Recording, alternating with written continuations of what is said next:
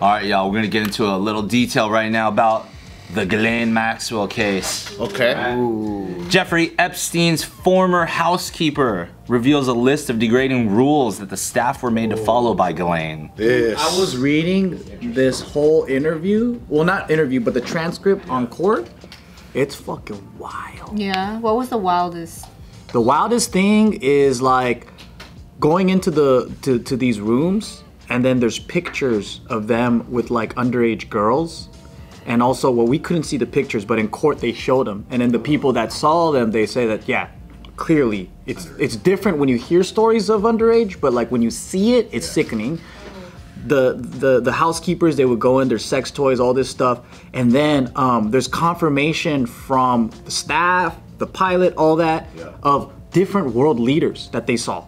Ooh, they're like confirmed all of them. Yeah, from like Bill Clinton, from like Prince fucking Andrew, Prince right? Andrew, confirmed. And then you know that black book? And this is post him getting convicted for the 1999-2004 stuff. Yeah. So that's what they're going to trial for right now. But after he got popped for sex trafficking, all that stuff, sexual abuse to minors, I guess they didn't prosecute him federally. So then he kind of got away with it in a way. Bill Gates? No, Epstein.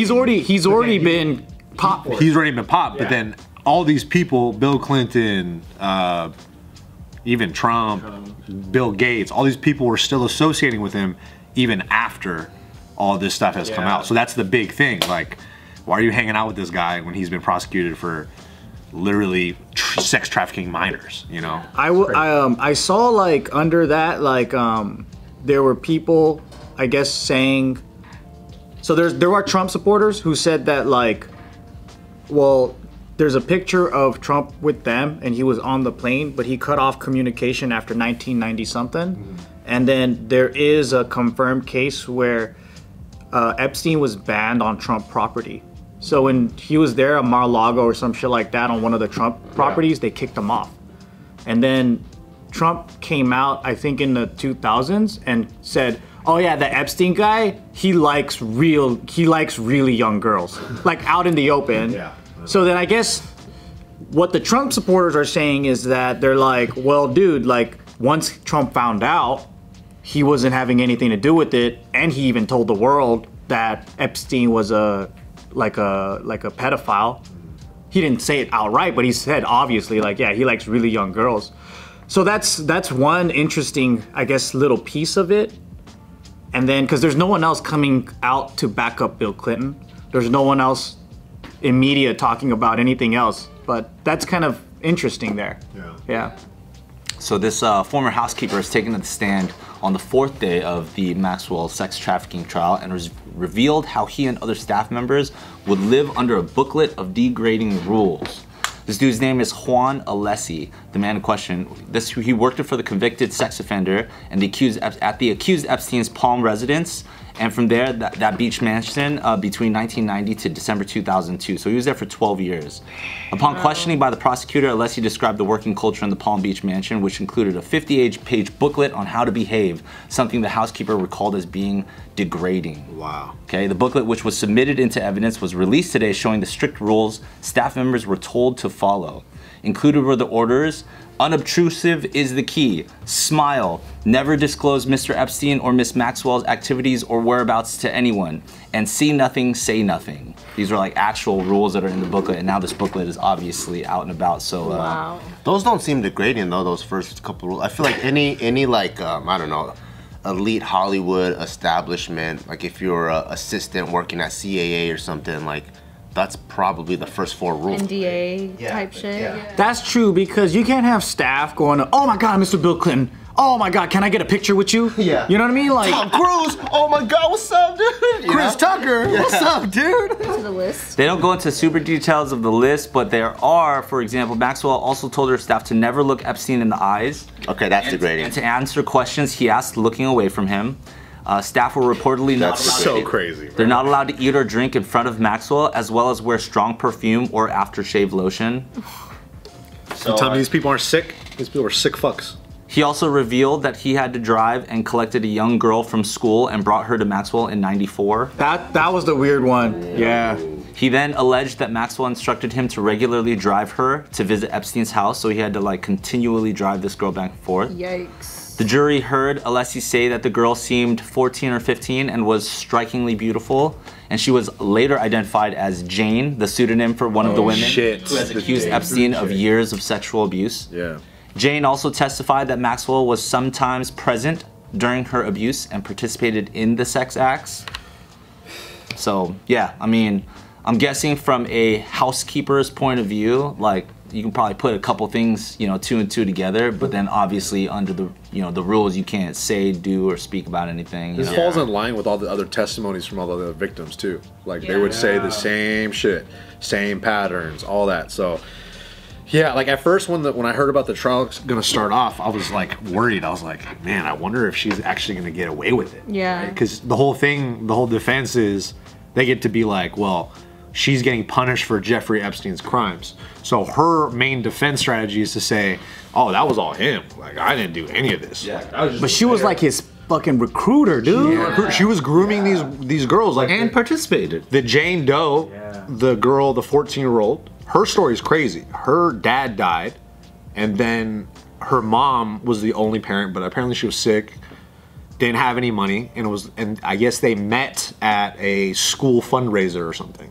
So Epstein would go to these fundraisers and probably seek out these. And he was scouting. He was scouting, bro. Like he was out, and he uses the money to leverage his girl, and then to slowly bring her on, and then started abusing her, and did it until she was 16.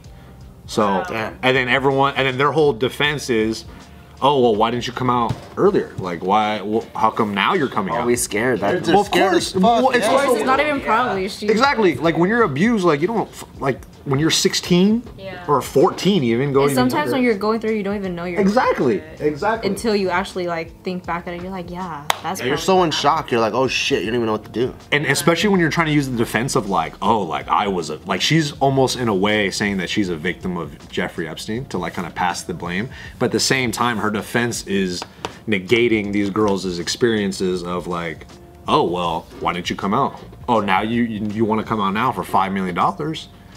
Like What I what's want up to with see you? is it's crazy. not just her like get what she deserves, but all the other like world leaders that are tied to Dude, it. Prince Andrew. I would love to see everyone get tied into it. Kind of how, like, you know when they RICO like an organization like the mafia, they pull down all the heads at the same time. Yeah. I would love to see some shit. That's like why I was watching this whole, I think it was on Joe Rogan, but he was like a journalist, right?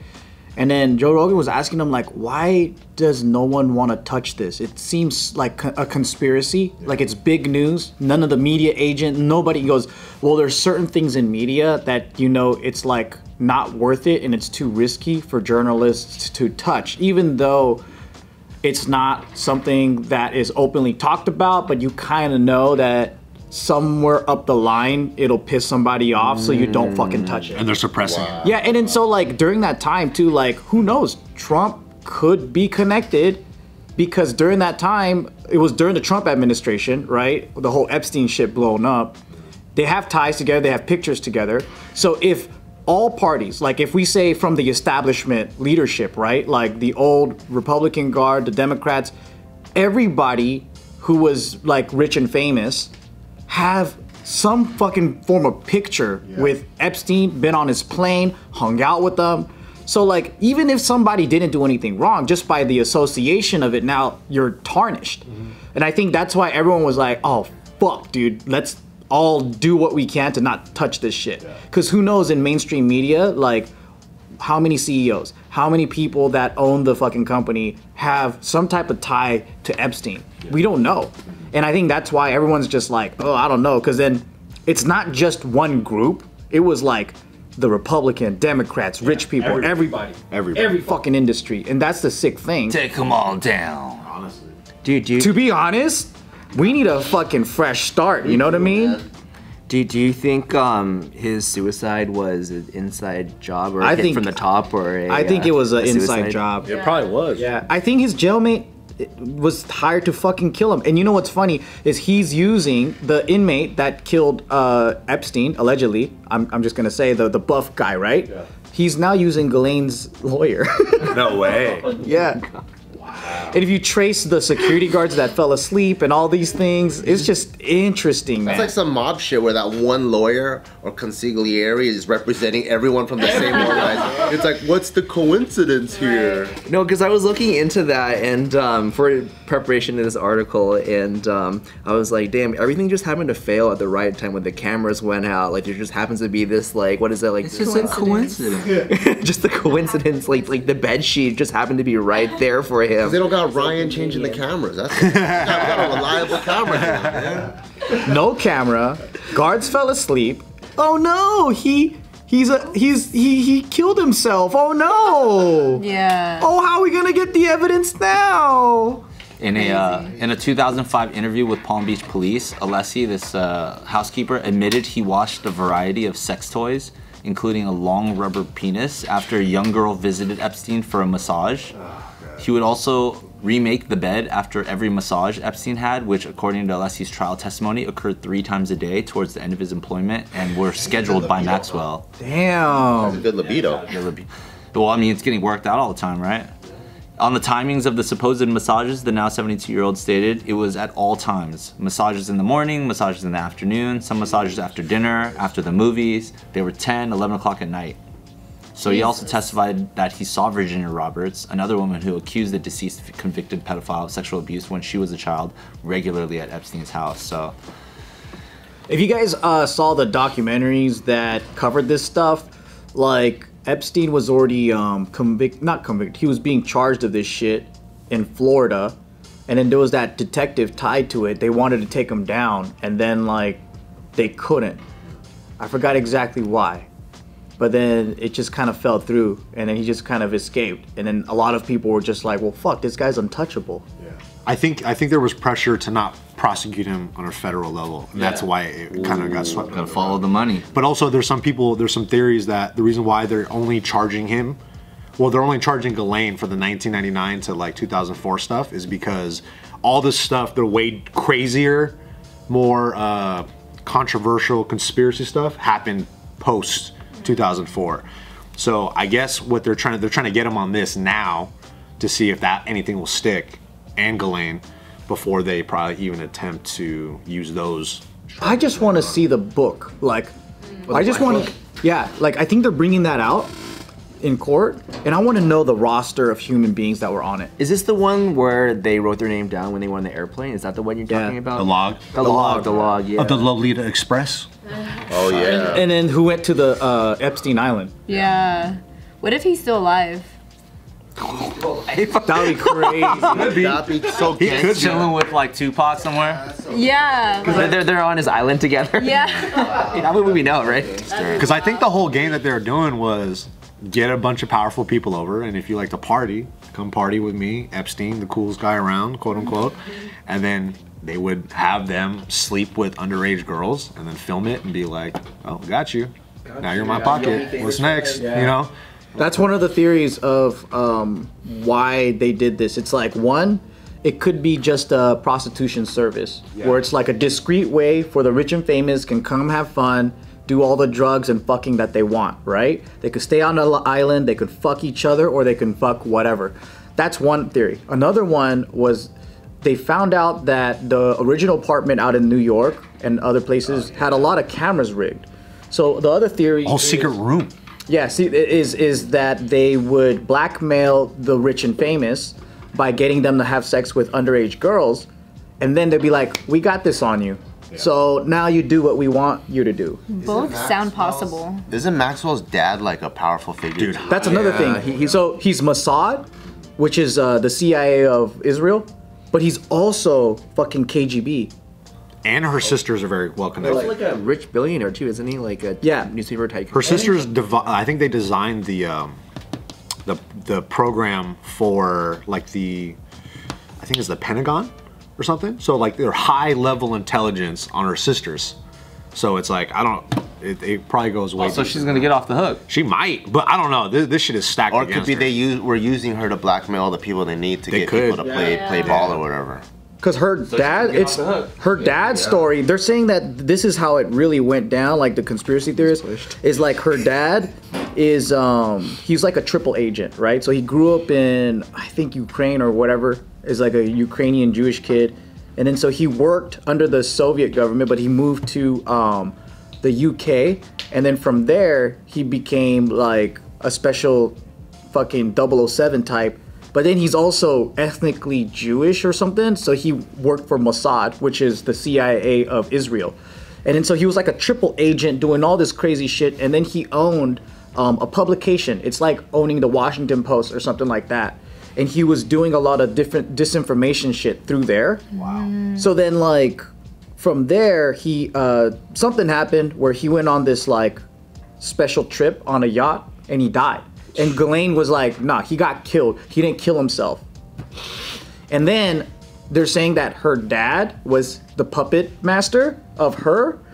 And she teamed up with Epstein. And then Epstein was like a broke dude. Like, he was like some teacher at a school. And all of a sudden, he became this big fucking nonprofit, like... Money out of nowhere. That socialite. Really? Yeah, so that's why there's a lot of weird question marks of people used to question how did this guy get all his money and how is he so powerful? Didn't he get it by being the like main apprentice slash like finance person for that other dude? Leslie, the guy who created the Limited 2, which is another fucking weird thing. Which is Limited 2 was like a teenage girl jeans thing or whatever. He would use that to holler at girls, underage girls on that side too. But apparently he took a bunch of money from him.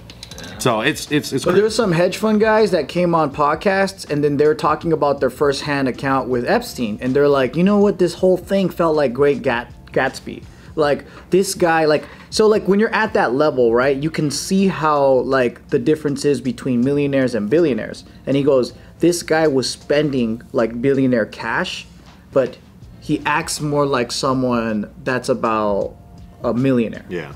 And he goes, there's a difference between the two. And then he's like, so it was always like, oh, we kind of knew that it was fake or weird. And then he was always just having these big parties and whatever, and no one knew where he got the money from. Yeah. So the conspiracy here is that Ghislaine's dad brought them two together. They created this elaborate plan. He was funded by one of those agencies, and that was their way of trapping and blackmailing rich and famous and powerful people. And I'm like, fuck, that is a crazy web, man.